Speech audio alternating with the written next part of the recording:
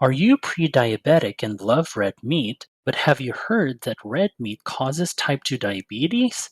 We will separate the facts right here in this video.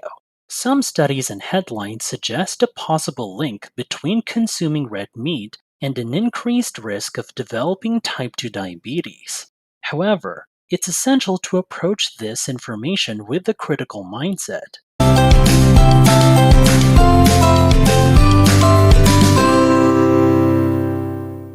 You see, diets that aim for ketosis, like the ketogenic ones, often include a bunch of red meat.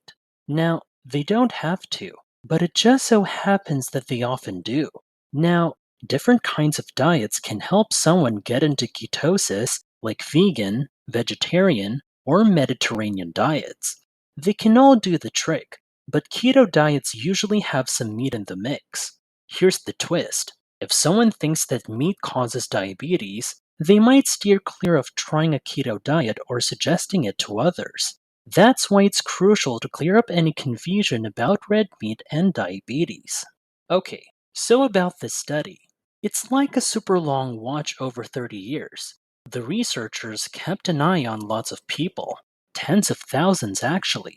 They did this through something called the Nurses' Health Study, the Nurses' Health Study 2, and the health professional follow-up studies. But here's the thing from the get-go. It was all about watching, not doing anything to change what people did. It's called an observational study, meaning the researchers didn't step in to make changes. They just collected info from people going about their lives. This kind of study is seen as a bit weaker when it comes to evidence, especially when we compare it to studies where things are more controlled, like randomized trials or other studies where changes are made on purpose. But, and here's the cool part, this way of doing things allowed the researchers to keep an eye on what happened over 30 whole years. Doing this in a study where things are more controlled would be super hard, almost trying to catch 100 butterflies in your hands. So, even though it has some limits, this way of doing things helped the researchers learn a lot about a bunch of people over a long time. Cool, right? They checked how much red meat people ate and found that those who ate more had a slightly higher chance of getting type 2 diabetes. Using something called a hazard ratio to measure this risk, they found it was 1.6 for all red meat, 1.5 for processed red meat, and 1.4 for unprocessed red meat. Comparing these numbers to studies on smoking and cancer, the risk of red meat and diabetes seemed much lower. Typically, for a big impact in a study, the risk needs to be above 2, but here it ranged between 1.4 and 1.6. So, all in all, the evidence from this study seems a bit shaky. We're not super sure about it, and that's important to keep in mind. The paper is crucial as it reveals that individuals who consumed more red meat tended to engage in less healthy behaviors overall: higher BMI, more calories, less physical activity, higher smoking rates, and fewer multivitamins. Essentially, before increasing red meat intake, these individuals weren't in the best health. However, the challenge lies in the healthy user bias or unhealthy user bias. This implies that these people weren't very healthy even before incorporating more red meat into their diet.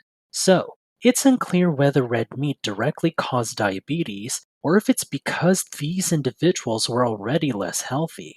Additionally, the paper lacks information about their overall diet, whether they consumed a lot of sugary or processed foods. This is vital for a complete understanding. So, there's still much we need to uncover. Coming up later in the video, we're delving into the study's suggestion of swapping red meat for nuts, legumes, or fish to potentially lower the risk of heart disease. The paper dives into risk numbers, using hazard ratios to measure the risk.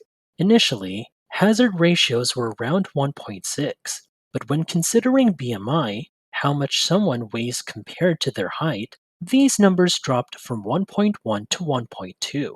It's akin to saying, let's think about how much these folks weigh and see if that changes the story.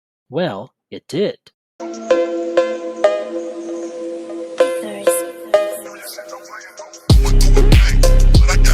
the risk numbers got even smaller. In essence, when accounting for weight, it suggested that red meat might not be as responsible for type 2 diabetes as initially thought. So, considering how much someone weighs makes the connection between red meat and diabetes seem even less likely.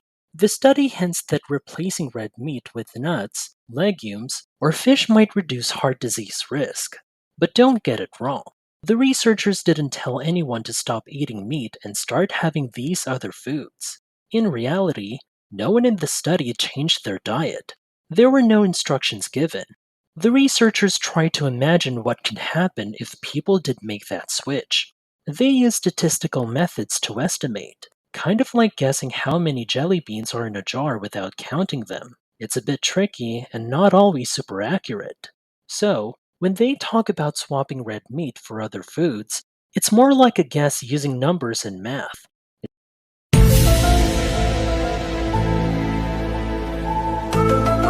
It's not as trustworthy as actually seeing if people really made those changes. Alright, we just covered a ton of details from this study. One interesting thing is they counted things like sandwiches and lasagnas as red meat, which might include burgers or regular sandwiches. But here's the catch. With sandwiches come fries, chips, and soda, creating a connection to the saturated fat argument. In a nutshell, these studies grab a lot of attention with flashy headlines, but there's a question about whether they deserve all that hype. Looking at what this study tells us, it's like asking, how does this affect me? The study doesn't really show a strong connection. If someone eats a lot of carbs, red meat, and calories, they might get type 2 diabetes. But is it just because of the red meat, or is it everything they eat and how healthy or not healthy they are overall? We believe it's more about their entire diet and lifestyle habits.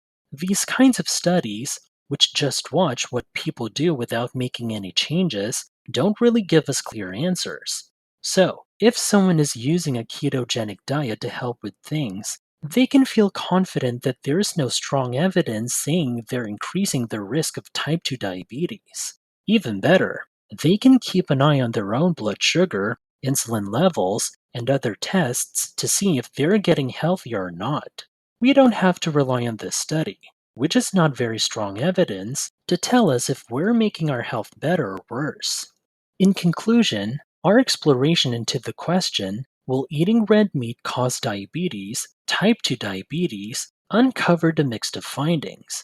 The study we examined hinted at a connection between red meat consumption and a slightly higher risk of type 2 diabetes. However, upon closer inspection, the evidence appeared somewhat shaky, with factors like overall diet and lifestyle habits playing a crucial role. If you found this information helpful or thought provoking, show your support by giving us a thumbs up. For more valuable health tips and to stay updated on our latest content, be sure to subscribe. Don't forget to ring that notification bell so you never miss out on our updates. Thanks for joining us, and as always, we wish you the best in your diabetes recovery.